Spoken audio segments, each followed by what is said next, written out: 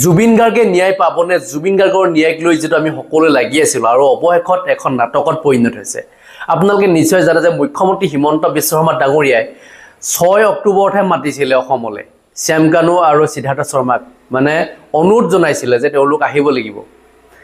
আপোনালোকে জানে যে মুখ্যমন্ত্ৰী হিমন্ত বিশ্ব শৰ্মাই যেনে ধৰণে কৈছিলে মানে আপোনালোক আহিব লাগিব 6 অক্টোবৰ পূৰ্বে বা 6 অক্টোবৰত আহিব লাগিব এনেকৈ কৈছিলে কিন্তু কথা হল কি কিয় কৈছিল এই কথাখিনি আমি এতিয়া গম পাই গৈছো কাৰণ এইখন এখন নাটক আছিল কাৰণ 6 অক্টোবৰলৈকে সময় কিয় দিছিলে যে শ্যাম কানু মহন্তই সুপ্ৰিম কোৰ্টৰ এটা কেছ জাৰে তৰিব পাৰে এই যে জুবিন গাৰ্গৰ কেছক লৈ যে তেওঁক যে ধৰা হৈছে সকলো যে তেওঁক দুখাৰোপ কৰিছে তাক লৈ এটা কেছ জাৰে তেওঁ তৰিব পাৰে জুবিন গাৰ্গৰ ন্যায় বিচাৰি তেওঁ আকৌ তাত কেছ তৰিছে তে সেই কেছটো এতিয়া চলাব এতিয়া সিবিআই লে গুছি যাব এতিয়া সিবিআই হে তদন্ত কৰিব আসলতে কোন হসা কোন মিছা কোনে কি কৈ আছে এই গুটেই কথাবিলাক সিবিআই তদন্ত কৰিব আৰু জুনে শাস্তি পাব লাগি আছে পাব তেনেকুৱা লিখা হ'বগে এতিয়া ঘটনাটো এটা শ্যাম কানু মহন্ত বাছি যাব নেকি এনেকুৱা এটা সম্ভাৱনা হৈ আছে বাকি সিদ্ধাৰ্থ শৰ্মাৰ কথা আমি কবলৈ না যাও কিন্তু শ্যাম কানুহে কেছৰ কথা কৈছে এতিয়া 30 ছেপ্টেম্বৰ তাৰিখে শ্যাম কানুৱে যেটো কেছ তৰিছে গতিকে 30 ছেপ্টেম্বৰ তাৰিখলে মানে তেওঁলোকক গ্ৰেপ্তাৰ কৰা নাছিলে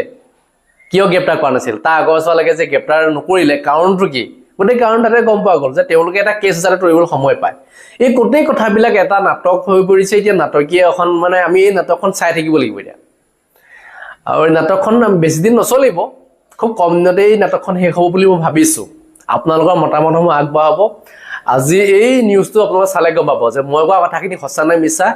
ND24 গোটেই কথাবিলাক টিমিনে স্পষ্ট কৰি দিছে কি কৈছে বিগ ব্ৰেকিং নিউজ অসমৰ পৰা স্থানান্তৰিত হ'ব পাৰে জুবিন গাৰ্গৰ মৃত্যুৰ গোচৰ CIDৰ ভুলৰ বাবে গোচৰ স্থানান্তৰকৰণৰ সম্ভাৱনা আছে সৰ্বোচ্চ ন্যায়ালয়ত আবেদন শ্যাম কানু মহন্তৰ 30 তাৰিখে লেখ আবেদন কৰিলে শ্যাম কানু মহন্তই অসমৰ পৰা গোচৰটো স্থানান্তৰিত কৰাৰ বাবে আবেদনৰ সম্ভাৱনা অসম চৰকাৰ DGP CBI NIA তথা ভাৰত চৰকাৰক পক্ষ হিচাপে উল্লেখ কৰা হৈছে 55715/2025 নম্বৰত ফৌজদাৰী লেখ আবেদন দাখিল কৰিছে শ্যাম কানু মহন্তই এই মুহূৰ্তত ডাঙৰ খবৰ আমি জনাই আছো দৰ্শকসকলক জুবিন গাৰ্গৰ মৃত্যুৰ ঘটনাৰ গোচৰ অসমৰ পৰা স্থানান্তৰিত হ'ব পাৰে এই মুহূৰ্তত জনাই আছো ডাঙৰ খবৰটো জুবিন গাৰ্গৰ মৃত্যুৰ গোচৰ অসমত নচলিব পাৰে হয়তো অসমৰ বাহিৰলৈ স্থানান্তৰিত হ'ব পাৰে CIDৰ ভুলৰ বাবেই পুনৰ কৈছো একমাত্ৰ CIDৰ ভুলৰ বাবে গোচৰ স্থানান্তৰ কৰাৰ সম্ভাৱনা আছে কিয়নো ইতিমধ্যে সৰ্বোচ্চ ন্যায়ালয়ত আবেদন কৰিছে শ্যাম কানু মহন্তই 30 তাৰিখে লেখ আবেদন কৰিলে শ্যাম কানু মহন্তই আৰু অসমৰ পৰা গোচৰটো স্থানান্তৰিত কৰাৰ বাবে আবেদনৰ সম্ভাৱনা আছে অসম চৰকাৰ DGP CBI NIA তথা ভাৰত চৰকাৰক পক্ষ হিচাপে উল্লেখ কৰা হৈছে আৰু 55715/2025 নম্বৰত ফৌজদাৰী লেখ আবেদন দাখিল কৰা হৈছে জুবিন গাৰ্গৰ মৃত্যুৰ ঘটনাৰ গোচৰ অসমৰ পৰা হয়তো স্থানান্তৰিত হ'ব পাৰে সম্ভাৱনা ব্যক্ত কৰা হৈছে কিয়নো শ্যাম কানু মহন্তই সৰ্বোচ্চ ন্যায়ালয়ৰ কাষ চাপিছে হয়তো অসমৰ পৰা জুবিন গাৰ্গৰ মৃত্যুৰ ঘটনাৰ গোচৰ গুচি যাব পাৰে অসমত নচলিব পাৰে গোচৰ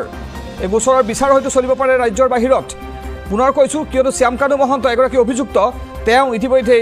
সৰ্বোচ্চ ন্যায়ালয়ত আবেদন দাখিল কৰিছে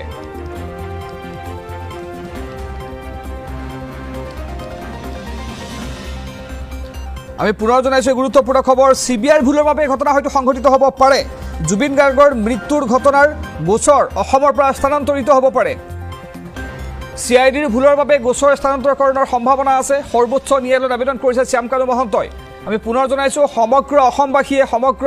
অসমীয়া জাতিয়ে যি বিচাৰি আছে জুবিন গাৰ্গৰ মৃত্যুৰ তদন্ত হ'ব লাগে জুবিন গাৰ্গে ন্যায় পাব লাগে আৰু সেই সময়তে অসমৰ পৰা জুবিন গাৰ্গৰ মৃত্যুৰ গোচৰ স্থানান্তৰিত হ'ব পাৰে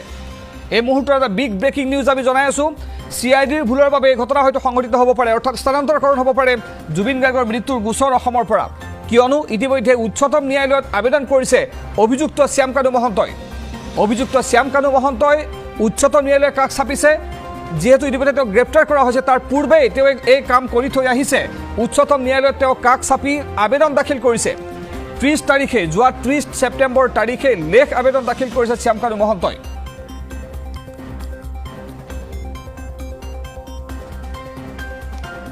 আমি জনাই আছো এই মুহূৰ্তত ডাঙৰ খবৰটো আপোনালোকক যে অসমৰ পৰা স্থানান্তৰিত হ'ব পাৰে জুবিন গাৰ্গৰ মৃত্যুৰ ঘটনাৰ গোচৰ কিয়নো শ্যাম কানু মহন্ত অন্যতম অভিযুক্ত তেওঁ ইতিমধ্যে কাষ চাপিছিল উচ্চতম ন্যায়ালয়ৰ বিগত 30 তাৰিখে শ্যাম কানু মহন্ত উচ্চতম ন্যায়ালয়ৰ কাষ চপা বুলি তথ্য পোহৰলৈ আহিছে জুবিন গাৰ্গৰ মৃত্যুৰ ঘটনাৰ বাবে ইতিমধ্যে সকলোৱে ন্যায় বিচাৰিছে অসমীয়া জাতিয়ে ন্যায় বিচাৰিছে প্ৰত্যেকগৰাকী অনুৰাগী প্ৰত্যেকগৰাকী অসমীয়াই ন্যায় বিচাৰিছে